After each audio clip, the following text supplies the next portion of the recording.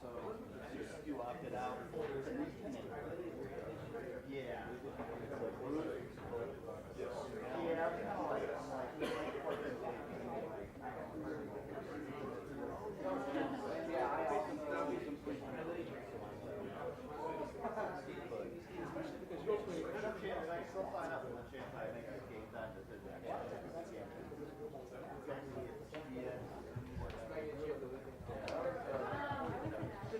Oh, nice.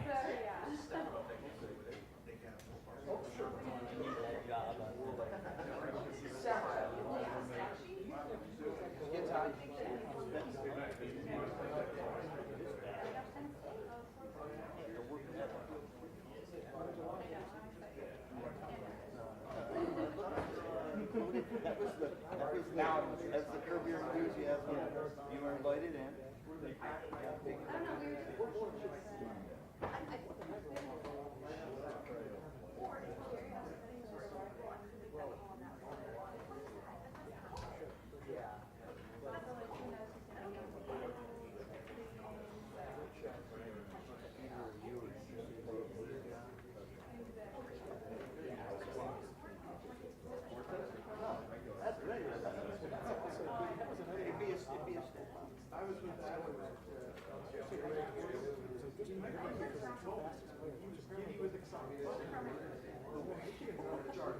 Oh yeah. Excited for this.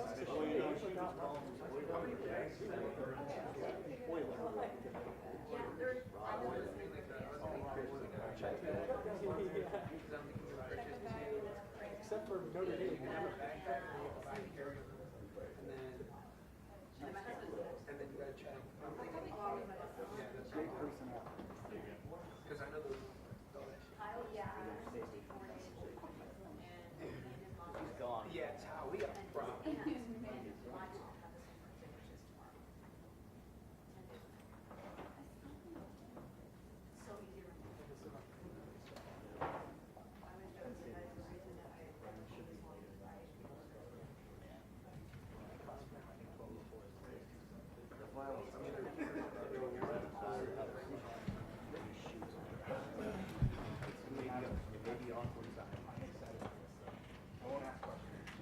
All right, folks, thanks for being here. We're going to open up the floor over to the far right. Nathan Baird, Cleveland.com.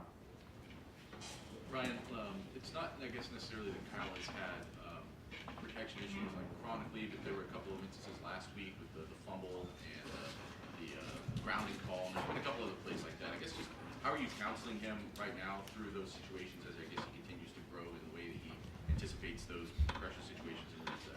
Yeah, the number one most important thing is the football, and that's going to be the way this weekend. It's a huge part of the game, and we got to take care of the football across the board. We got to make great decisions, and know when to cut your losses. Have a plan for when it goes, the way that you expect it to, but have a plan for when it goes, sideways. And I think it's really what you have to do every time you go into a play is, okay, here's what we expect. When it doesn't go that way, I might have to be in a management situation, which is, let's not make bad plays any worse. And that's all part of playing the position.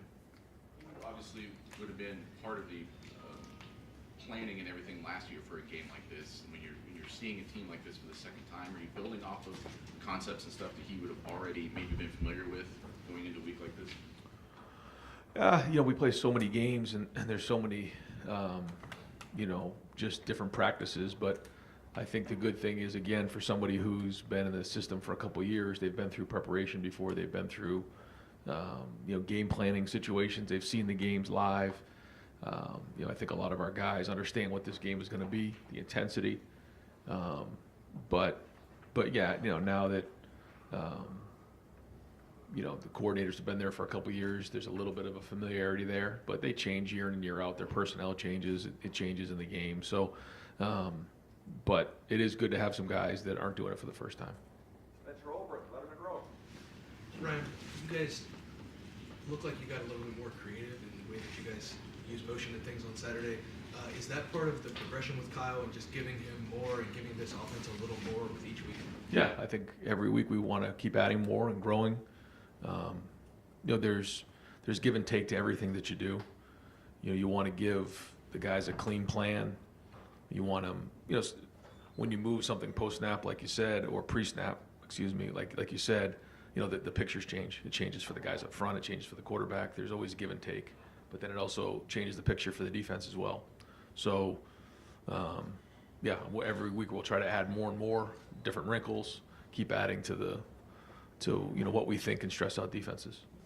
He's your fourth new starter since you got to Ohio State. Is this like on progression with where the other guys were with giving them more? Is it like game 6, game 7 when you start to give them more, or is that different for the quarterback? That's probably about right. Yeah, I think that it's similar maybe than some of the other guys. I think that he's probably right on pace. Jeremy Birmingham, Rivals, the podcast. Ryan, looking back at Saturday, Purdue did a really nice job pressure. Wise blitzed a lot. You saw Kyle sort of throwing off the back foot a lot, maybe not getting the arm strength that you expect to see. Is that coachable? Is that just a kid reacting to the pressure?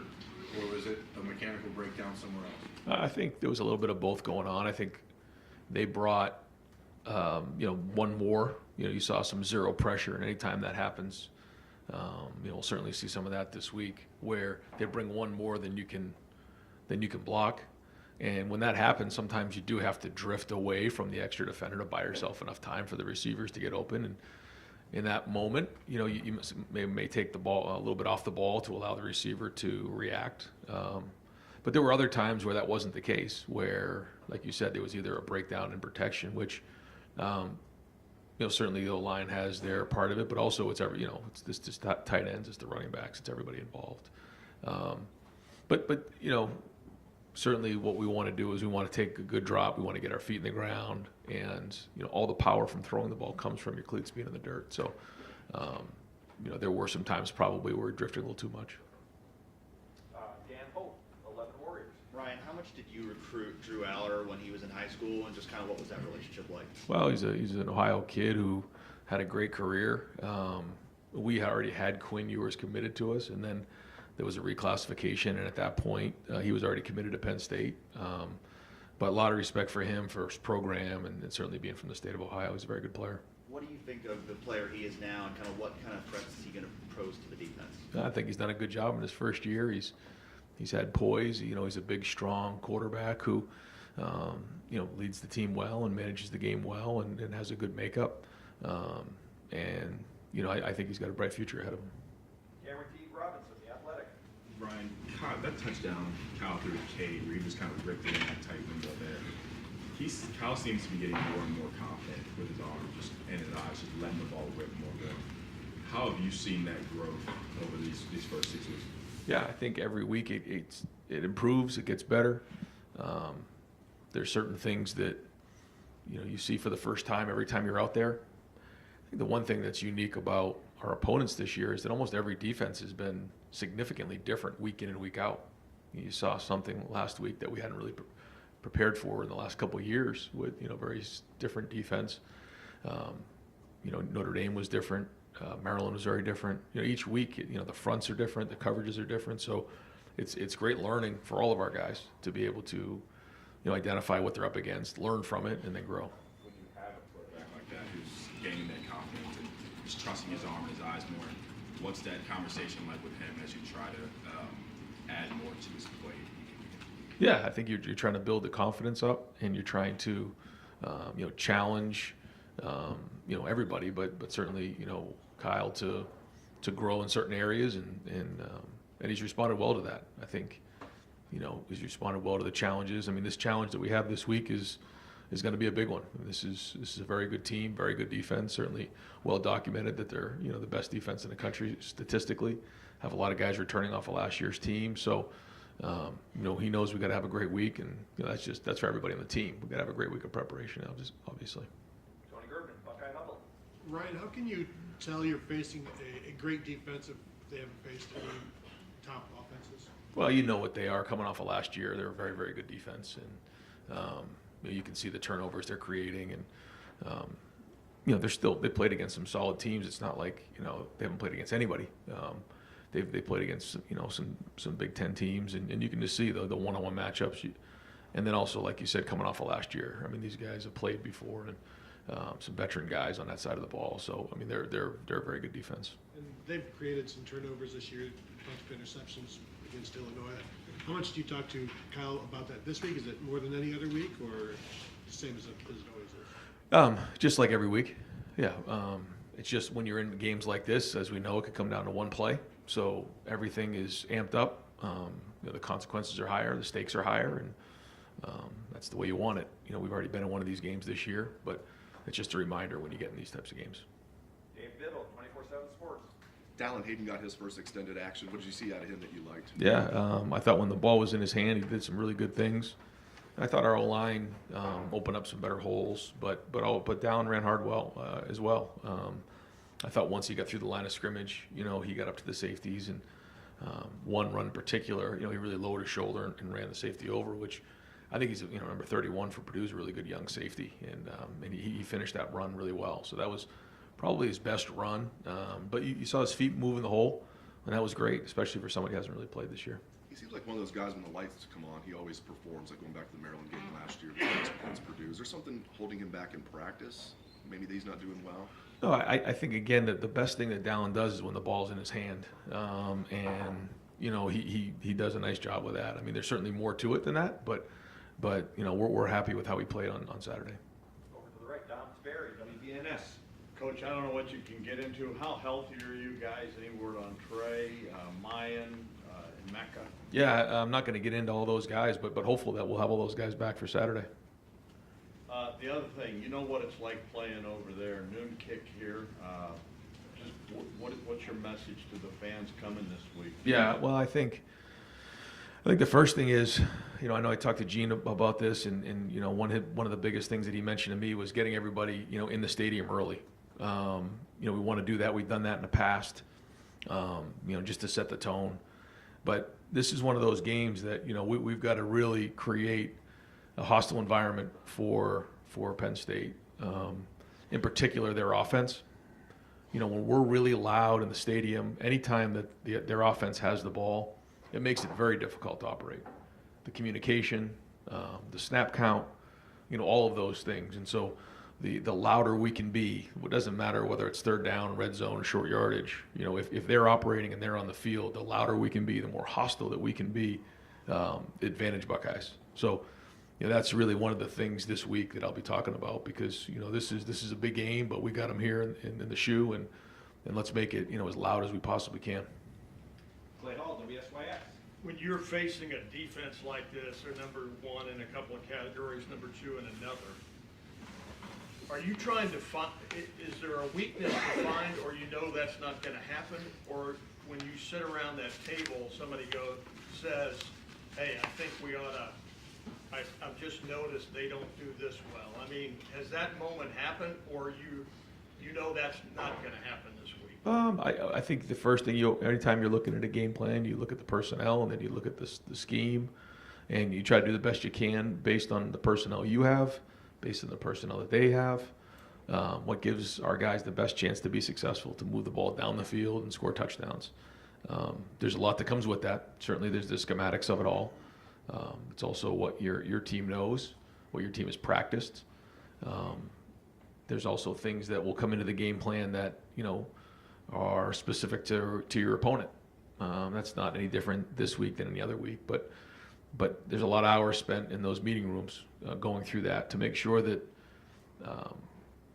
our players are playing fast, and I think that's important for coaches to give them a clean plan. Not to put too much on them. You don't want them thinking too much. You want them playing fast. Austin Ward, the podcast, Rivals. Ryan, I know you'd never use an injury for an excuse for a game, because you probably knew you weren't going to have a Mecca on Saturday, but how much do you feel that in a game, considering all the different ways that you can use a Mecca, and maybe some of the creative stuff that we saw, maybe with Xavier specifically, how much of that is just a product of not having a Mecca? Well, yeah, Mecca, we all know the production that Mecca's had and the impact that he's had on our offense the last couple of years. And anytime you don't have somebody like that, it does affect your offense for sure. We do have great depth. when we lost Chip, we did get, we didn't panic, but it was concerning because now you've lost 3 of your starting running backs and, or 3 of your top running backs. And the great news was Dallin was able to step up in a big way. Xavier was able to step up in a big way. I thought Xavier, graded out a champion. He played well in a lot of areas. He's very versatile for us. You saw him doing a lot of things, running the ball, catching, blocking. And, when you have veteran guys like that who can do many things, you do have to get creative. You have to figure out ways to kind of make it work because ultimately nobody cares. You got to figure out a way to get it done. What is it about Xavier that allows you to use him in such a variety of ways? I think the first thing is he became a great special teams player over his career here. So he's a really good football player fundamentally. The second thing is he played running back. He actually played cornerback for a little time here, and he's played receiver. So he's able to do many things. He can be physical and block because he's learned how to play special teams. He can carry the ball. He can run routes. And when you do that, and you have that skill set, you're a real weapon. Stephen Means, Cleveland.com. Just a little bit more down. With the situation that's going on with Chip Trey in mind right now, I know you guys wanted to redshirt him, but given the way he performed last week, but also what's going on with that room, has that decision changed at all on whether or not you guys redshirt him? I mean, we're still going to do what we think is best to win every game, and it was great to see Dallin run out there and play well in the game. So, when that decision has to be made, we'll make that decision. That decision doesn't have to be made right now because we still have a little bit more wiggle room, but if it comes down to winning games, then certainly, we'll sit down with Dallin and make sure we're all on the same page. But I know Dallin wants to play, and Dallin wants to do what's best for himself, but also for Ohio State. For us on the outside, when we see Dallin run, whether it's last year or on Saturday, it seems like he's hitting holes, reading it the right way. But sometimes the way you have talked about him in the past, you bring up stuff like ball security, maybe the pass pro. Is he still developing those areas, and is the ball security an issue in practice? Because we haven't necessarily seen it. No. I think, like you said, I mean, the number one job of a running back is to take care of the ball. I think you can check that box, for Dallin. So that's been great. And so the more opportunities he gets, the better he's going to be. And so we'll see how this week shakes out. Steve Hellway at 24/7 Sports. Yeah, Coach, the Devin Brown package there on the goal line, the red zone, just what were your thoughts? Looked like you had it down there 3 times with him and got 2 touchdowns and then had the ball knocked out the other time, which kind of predictable, I suppose, with a guy in a new situation. Just what were your thoughts about how that all played out? Is it here to stay? Yeah, I think when you get down into those type of situations, the numbers start to work against you on offense, and when you add the quarterback into it, it can change those numbers. But the great thing about Devin is that he can throw the ball well. You see the throw he made to Brandon at the end of the game. So he's not just a running quarterback. However, he is big, strong, and athletic and competitive.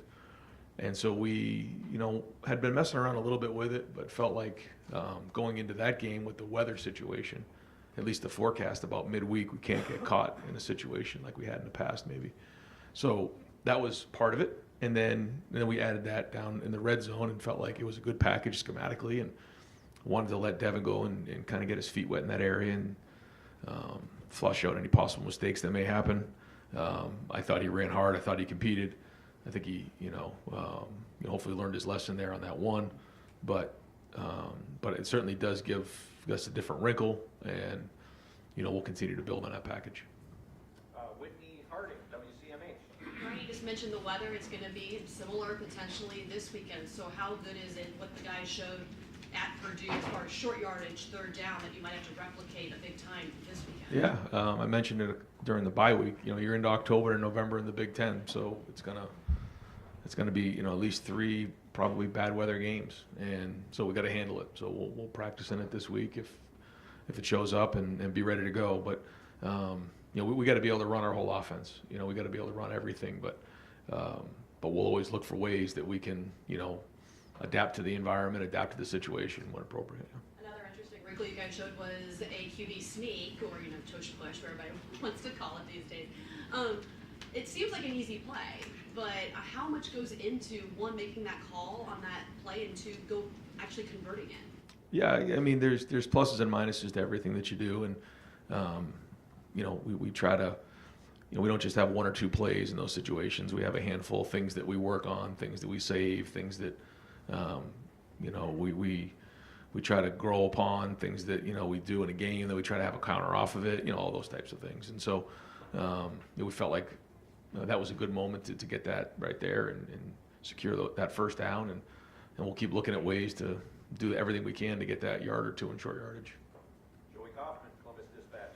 And just to follow up on Drew Aller's recruitment, you mentioned at the time Quinn reclassified, and then you looked at Drew and he was already committed to Penn State. Is recruiting a player in that situation kind of like trying to man the drive where you're backed up against your own goal line? I imagine it's difficult to really pull that off. Yeah. If you're into those type of situations, for sure. We were always respectful of the situation. He was always respectful of the situation. He and his family were great, and it's kind of the way it played out. But a lot of respect for those guys. Respect for this, when you're committed somewhere and you have a relationship over time, it's just one of those things where you kind of talk to them and reach out and just see if anything were ever to change, let us know. But at the same time, he was committed to Penn State, and we respected that. Earlier, you asked about the guys who were hurt. Denzel wasn't in that group. Is the hope for him also to be there? Yeah. Dudley Maurice, Kings of Columbus. Ryan, it seems like Penn State had, 3, 4, 5 guys who can really get after the passer. Yeah. What do you think of them, and what do you think of the way your offensive line has protected Kyle so far this year? Well, I think there's always plays that we can improve on, but this will be, the biggest challenge to date. They're, very twitchy, very quick. They get after the quarterback at a high level. Both ends, are NFL players for sure. They've been very productive, disruptive, and so, our tackles in particular are going to have to do a great job. They are creative about, where they align guys and everything. So it's going to be everybody. They do a lot of moving and do a lot of blitzing. So, we're going to be on our game. But, it's been like that against Penn State for a long time. And I think Penn State's second in the nation in time of possession. Haven't been very explosive offensively, but they grind it out. Numbers of plays for you guys and number of possessions has been something that's come up this year. Is there anything you have to prepare for in case this is a short possession game, because that's stylistically kind of how they play? Yeah, well, it's interesting. I think they've done a really good job this year. They have a good offense, they have a good offensive line, big and strong. The running backs run hard. But some of those games that they've been in with, with all the turnovers, I think in maybe the Iowa game, there was 90 plays to like in the mid-30s, which I've never heard that before. And so they've done an unbelievable job of creating turnovers and, giving their offense the ball. And then, like you said, they've kind of held on to the ball and played complementary football there. So, yeah, we got to look into all those things. Certainly taking care of the football is going to be of utmost importance here. But no, they've done a nice job of that. So, we'll have to have contingency plans in place for that. Brendan Gulick, Buckeyes Now on Sports Illustrated. Coach, actually kind of building off Doug's question, Penn State's almost dead last in the country in number of plays that have gone for 20 or more yards. They just haven't had a lot of explosive plays. I'm curious how hard it is to prepare for things that maybe you haven't seen on film. Like you think you know what a team is capable of because you see their talent, but how hard is it to prepare for something that you haven't actually seen? Yeah, I guess that's a question that comes up at the beginning of every season, but when you're this far into the year, typically that's not something that gets talked about a whole lot. But to your point, they've done a lot of, they've had a lot of plays in plus territory and, certainly in the red zone. I think maybe they lead the country in most plays in the red zone. So, you may not see as many of those types of plays, but certainly, they have them. And then, look, you're 6 games into the season. You've got enough of a body of work for your own resume here to look at. How pleased are you with the way your team is progressing from where you were at the beginning of camp to the beginning of the year to where you are now? Well, it's, every week you come up for air and figure out where you want to get better, where you need to get better. And then, you kind of, identify the things that you need to continue to enhance, but then other things that you need to improve on. And, you go into the game and that, like I said, that's the test. Well, we got a big test on Saturday. So it's hard for me to say right now because this is just such a big game and our focus is all in this game. So, again, better idea after Saturday. Rob Aller, Columbus Dispatch. Yeah, a couple weeks ago, you talked about the art of coaching, when to be patient, learning how to be patient, when to bite your tongue, when to be fiery. It seems like, and players confirm, that you are a little more fiery this year. I think they call it you're cutting loose. The question is this something, you have the pulse of your team better than anybody, is this something that's intentional that you're doing? Is this just a progression of being comfortable in your skin? I think this team likes to get coached hard. I do. I think, they do. And this is a great team that can get pushed. And,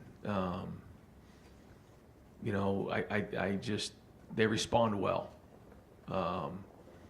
And this is a tough game. There's a lot riding on every game. And we know that. And so, it's my job to bring it every week, every Saturday, and push as hard as I can. But for the most part, it's thought out beforehand. I'm not just flying off the handle. Although I guess every once in a while, I guess I would. But I think the guys like to see the passion. I think they like to see that part of it, and so it's my job to bring that, and I'm going to continue to do that. And you're more comfortable doing it, or were you ever not comfortable? Well, I think it kind of depends on your team.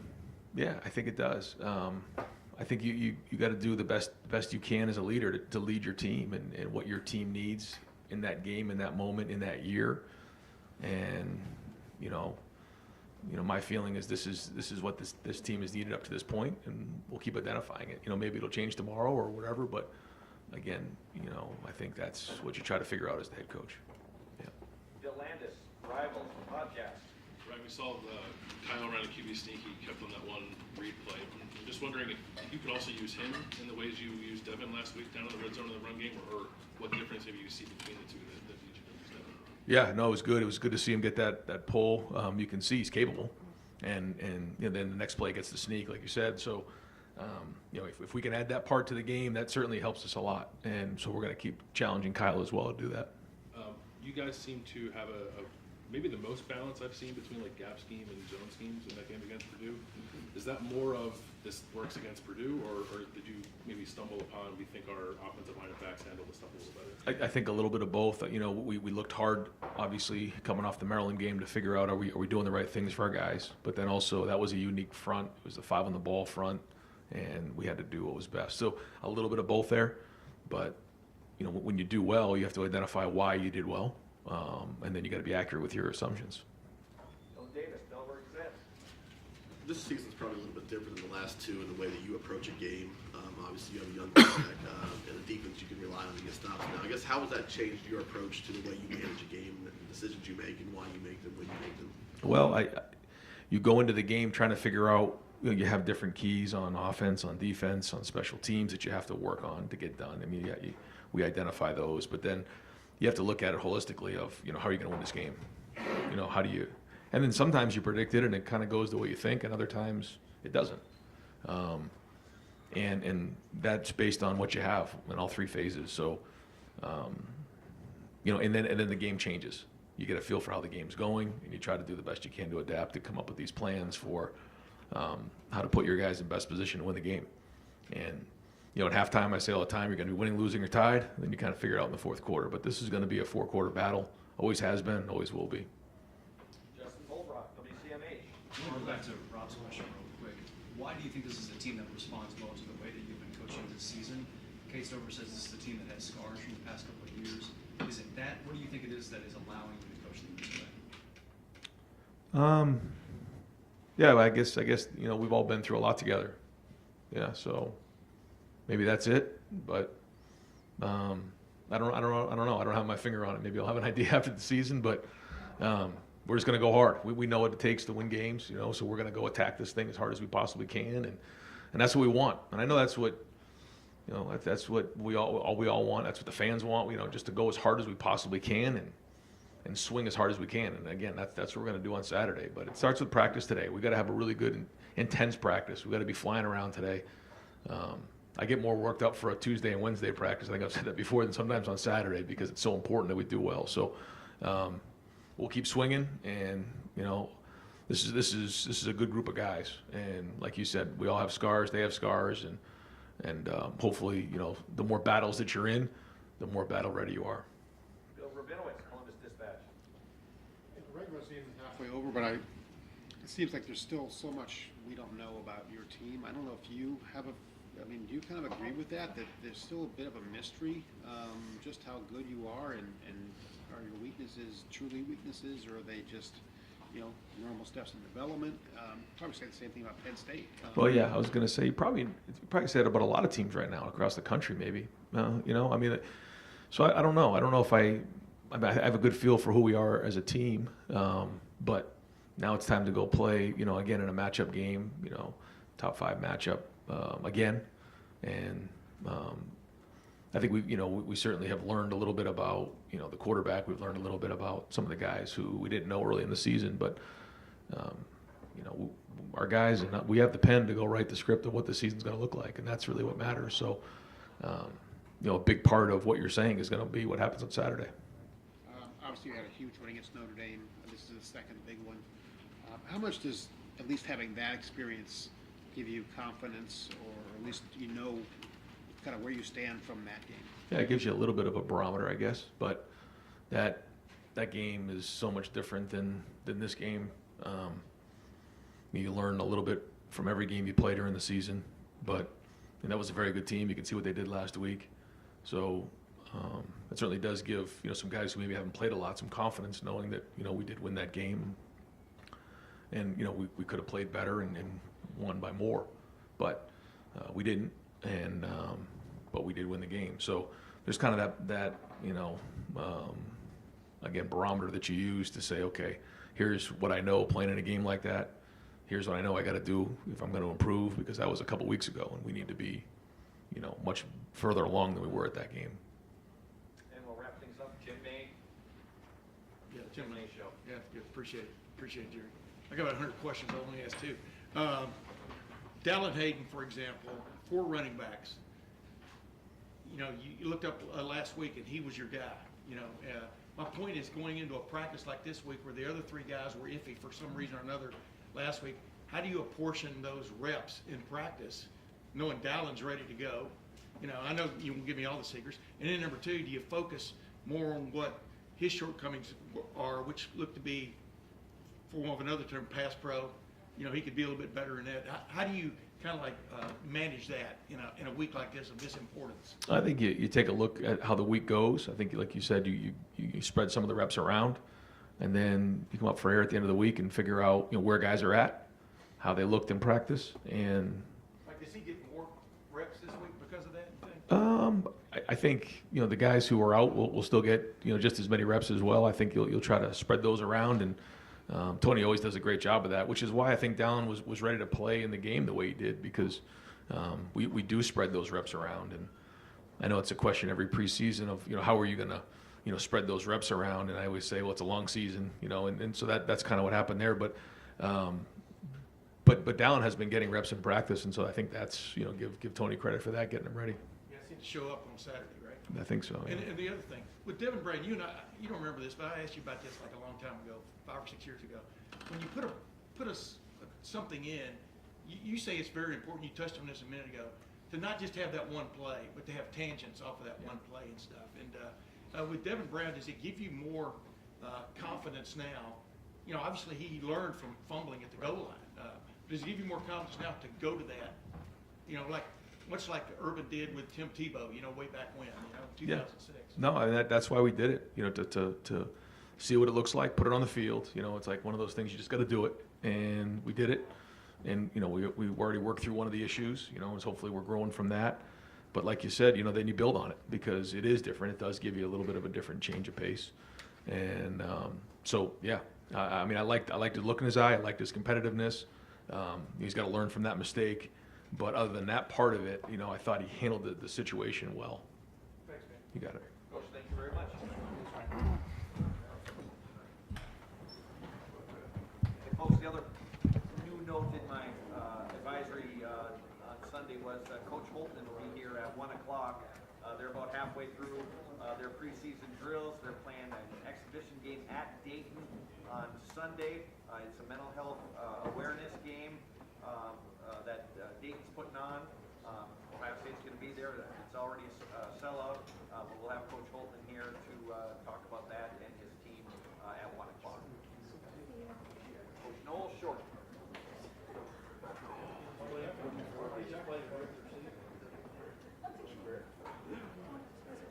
I realize that, yeah.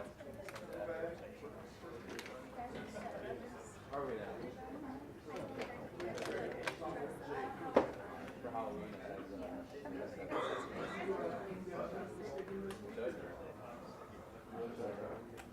direct the whole thing.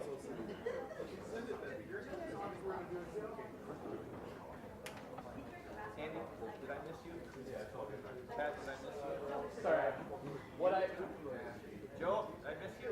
Nugent? Did I miss you? Yeah. Just mark us down so you don't... I may keep track. How many questions have been asked this year? Too many, but... I've got the individual totals. I don't have it. I think last year you were like, hey, this is the 1,000th question you asked. So, okay, I'll tell you right now. Come in today. Which way? You have to have asked, you don't get called? That's too many. What's the over under? Pretty much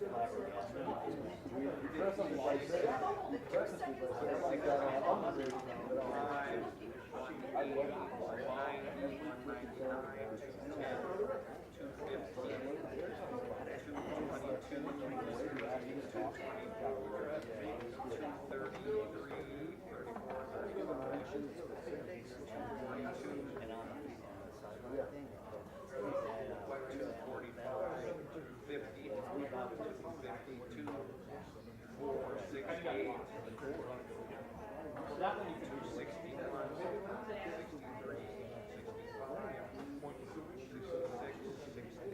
65, how about when you turn around 288.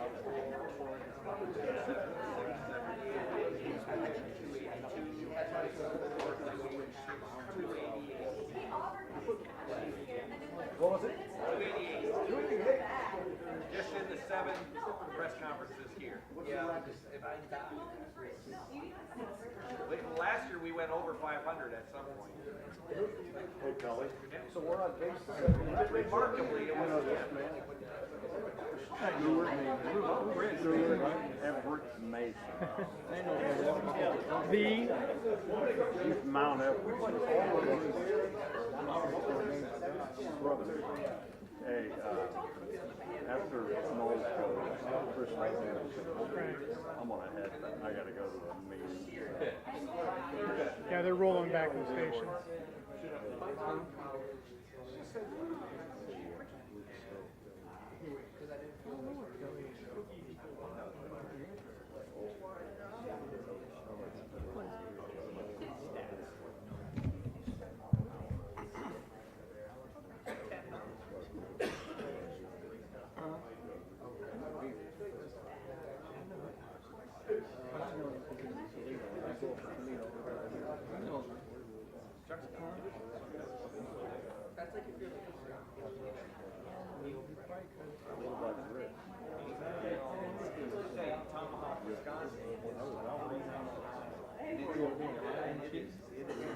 right there in front of you. Don't forget Swedish Day. Don't forget Swedish Day. Yeah. Hey, hey man, this guy don't even know Saturday Swedish Day. He ain't getting none. You gotta know that. You gotta know that, dude.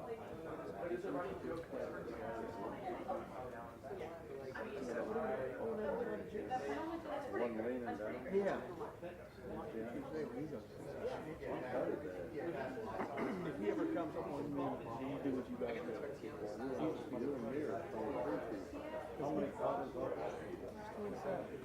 No, one thing said they were 28. Well, there might be. Master check. They add classes. I mean, I know there's like 2 new ones. Yeah, no, master check. Hey, Dom, I'll see you later. Hey, I don't know if you know, him and I went to college together.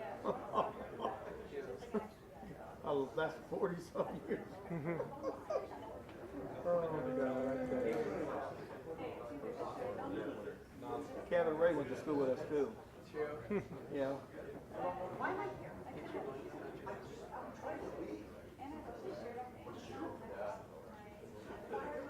What's up, Jerry?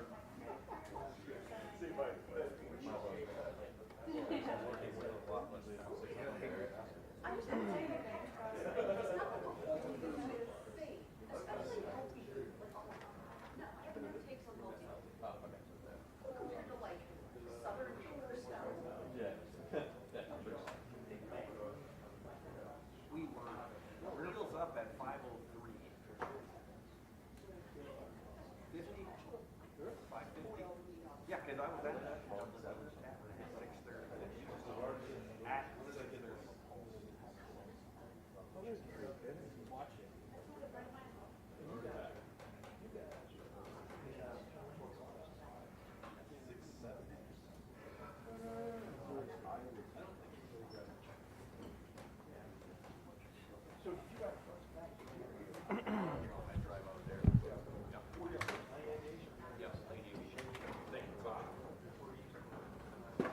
All right, folks, we're going to open up the floor for Coach Knowles. Third row, middle, Andy Anders, 11 Warriors. Yeah, it seemed like Jermaine Matthews put some good things on tape when he entered the game. If Denzel wasn't able to go Saturday, are you confident in his ability, and do you expect him to be used in a similar fashion, you know, coming on the field with Jordan and some, you know? Yeah, I'm confident in Jermaine. You know, for a true freshman, he's got a lot of guts.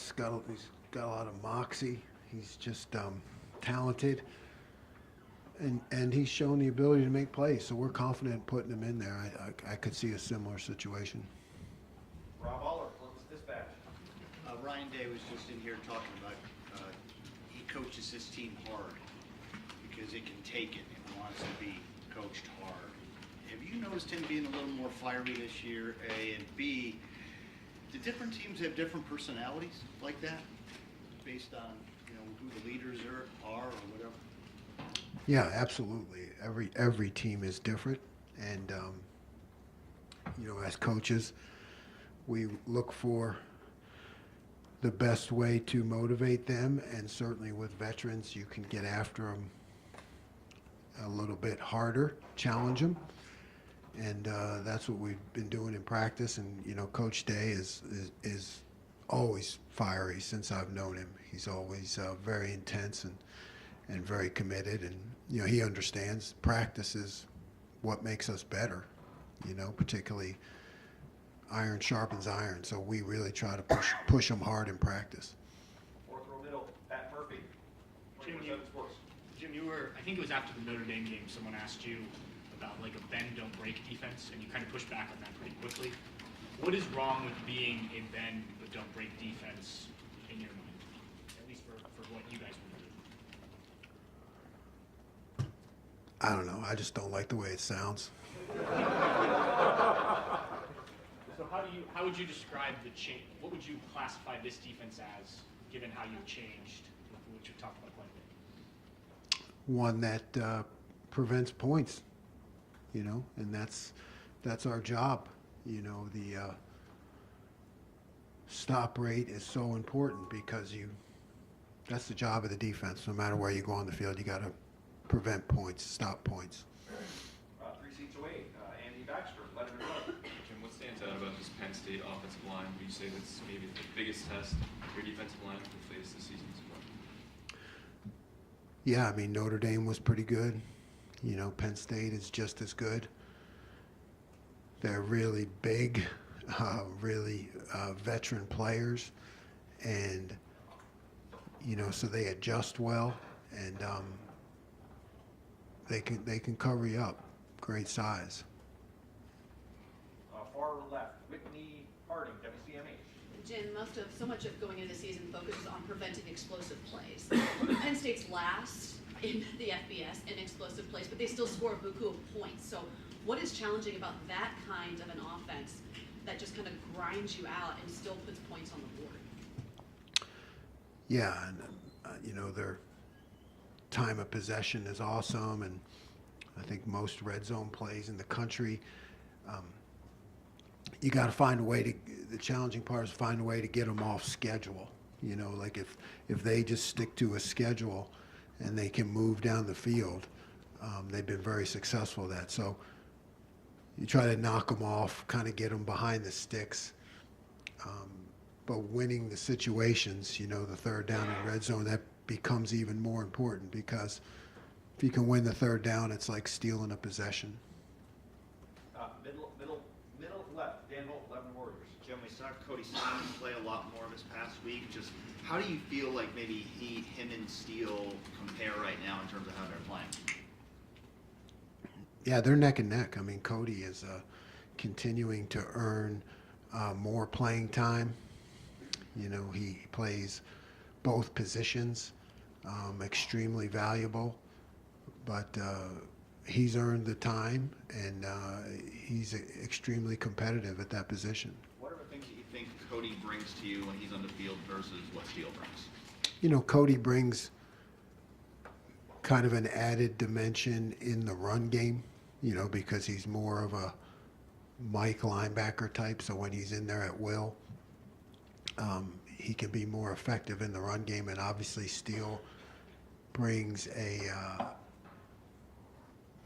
stronger athleticism, seems to be able to make more plays in the passing game and cover more space. Dudley Reese, Kings of Columbus. Jim, you guys at times right against a heavy package team or a run team will play three linebackers together. Could that be a possibility this week? Or the way you've talked about Sonny as he's almost like a Sam linebacker, would that just be like, no, we'll put Sonny down in the box and let him do that? Yeah, we'll have both, but Sonny certainly gives us that flexibility to not have to, like we don't have to substitute, because he can do both, but we'll always have both. And when you have somebody like Drew Aller, he hasn't thrown a pick yet in his career. How do you sort of game plan maybe for a quarterback who takes care of the ball, but maybe, I don't know, isn't going to take a lot of chances? Just any kind of quarterback who's sort of playing that stylistically. Yeah, you've got to challenge receivers, in the intermediate area. He's really good at those passes, and you have to be able to put some pressure on him and kind of present different looks to him, just to kind of get him thinking. He's got to be. We got to push our rush and really defend that intermediate zone. Far right, Nathan Baird, Cleveland.com. I think coming into the season, people would have spoken a lot of respect about Singleton and Allen, their running backs. Statistically, it hasn't been that impressive from Penn State. I guess just what are you seeing from them as far as what this rushing attack is this season? Yeah, I don't look at the statistics, but I look at the video, and it's impressive. They're hard running, a good 1-2 tandem. They hit the hole, and then they have the ability to bounce. They bounce plays a lot. So the film shows that they're really good, and they'll be a force to contend with. You first get an indication that Jermaine Matthews might be, and I know he wasn't starting, but that he might be able to be a big contributor this season. Yeah, really from the first day he arrived on campus. He's one of those guys that has a lot of energy. Like I said, he's got moxie, I call it. From day one, he was willing to step in there and compete, against some of the best receivers in the country. So when you see a young guy do that, you think he's got a chance. Front row right here, Austin Ward, Rivals, the podcast. Jim, I don't know, a little bit of a mild surprise to see Caden McDonald out there making plays late. Maybe not a surprise to you, just me.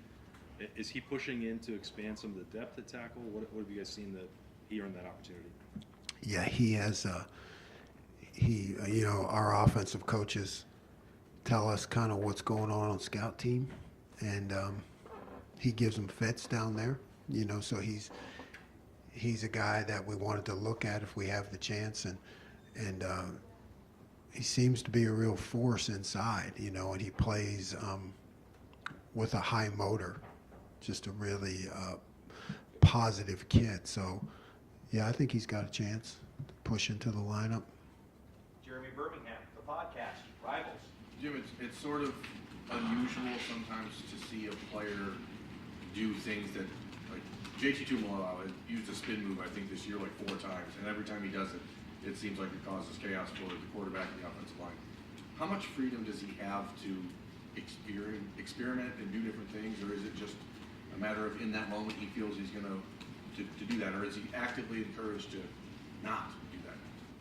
No, we like to let JT play because he's the guy who's going to come up. You've seen him come up with the big plays and the big moments.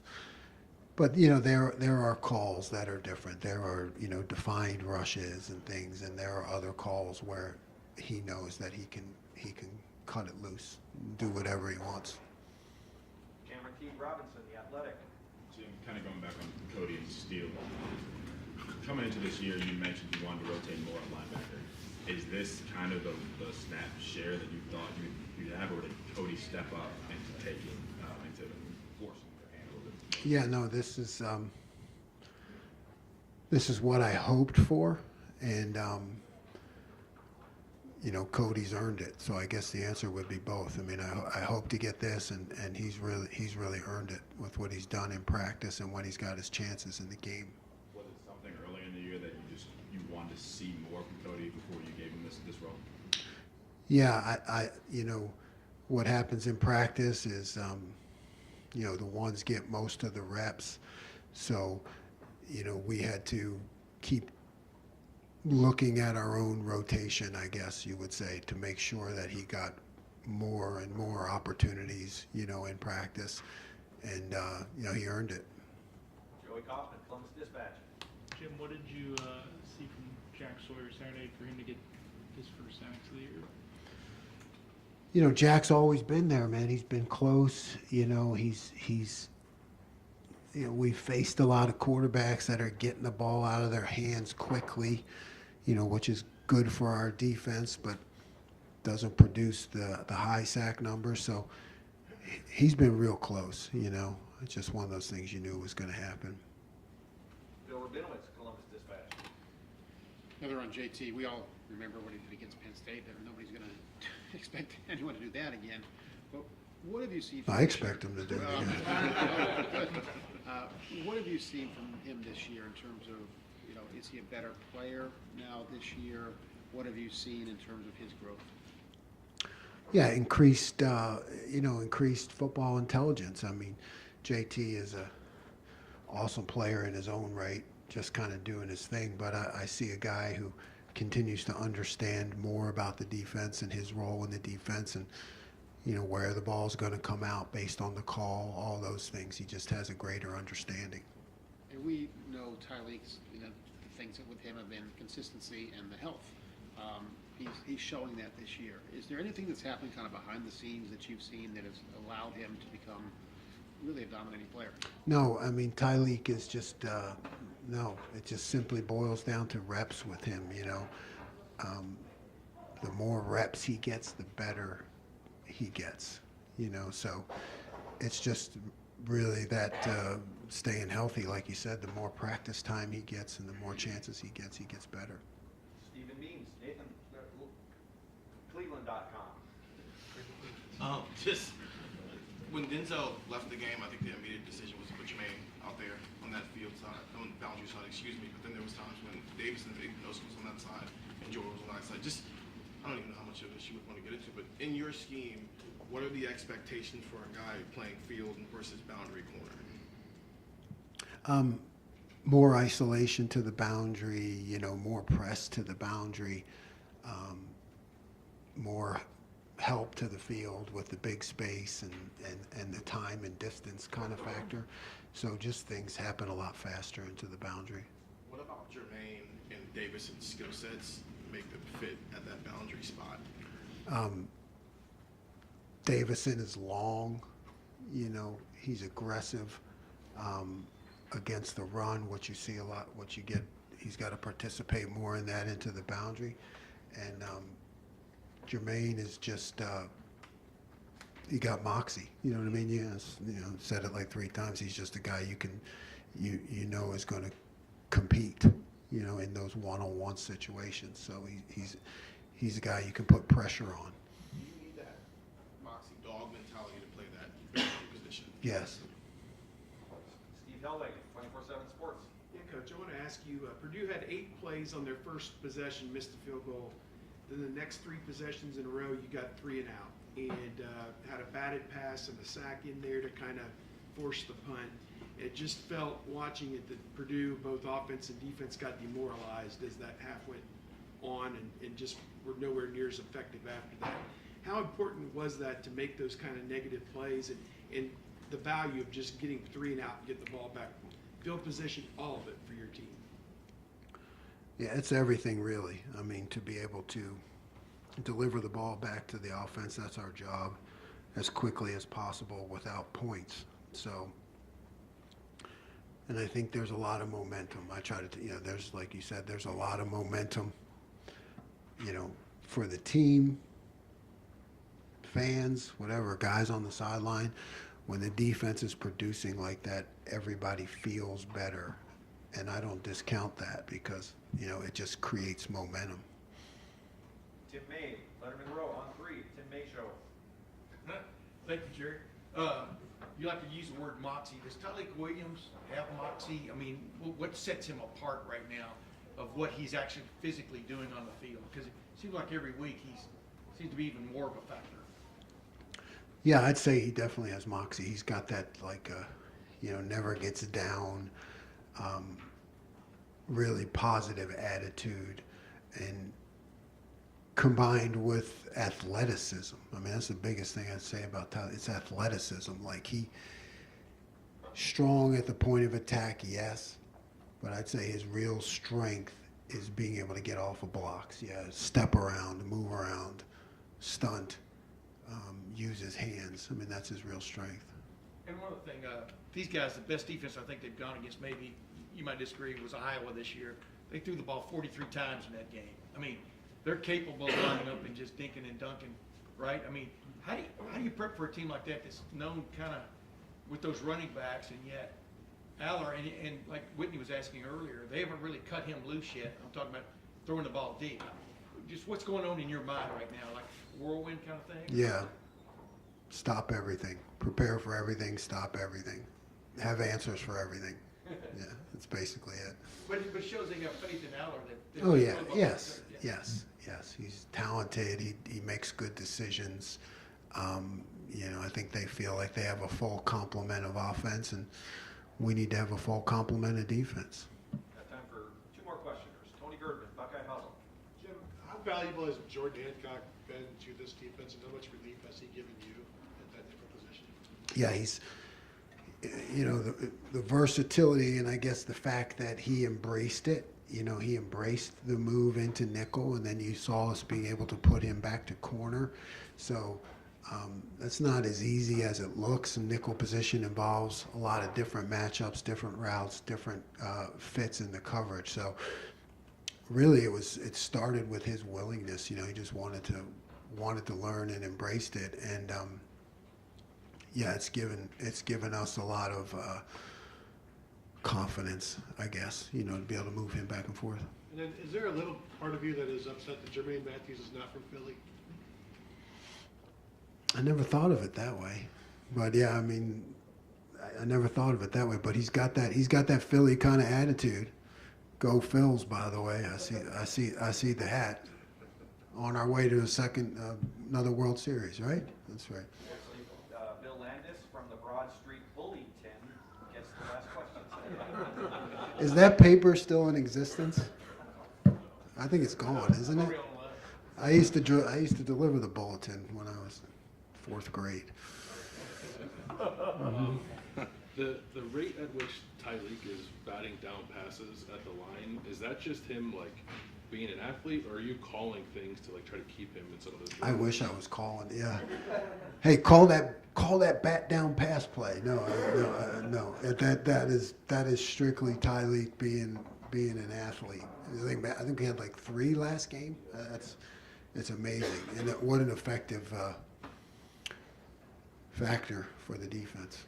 I think one time we busted a coverage. There was a guy standing wide open for the first down, and he batted it down. So that's invaluable.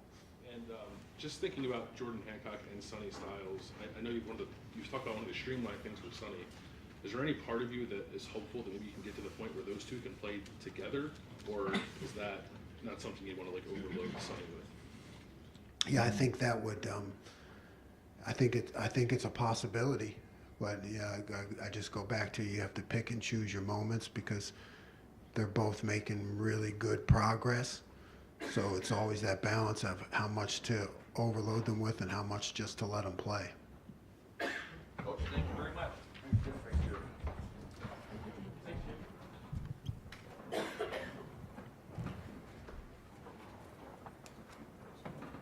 All right, folks, we're going to bring Coach Chris Holtman down. Everybody can just kind of hang or leave.